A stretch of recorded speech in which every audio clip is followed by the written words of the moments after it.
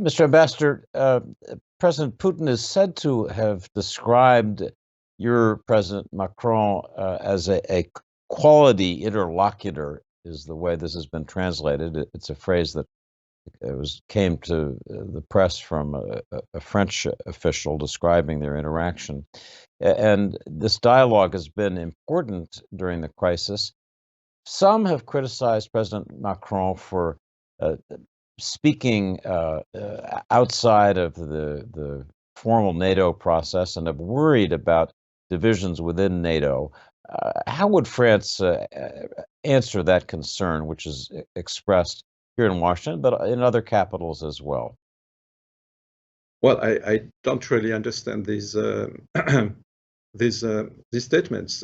On the contrary, as I said, we act in a very close coordination with our allies and in the unity of our positions. And on top of that, we are not the only ones talking with President Putin.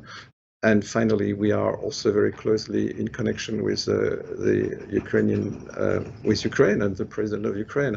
So I don't see any base for such a suspicion. And the fact that, indeed, I will not comment President Putin's supposed assessment about his dialogue and the quality of his dialogue with President Macron, but it is true that they have been meeting for 4.5 years now.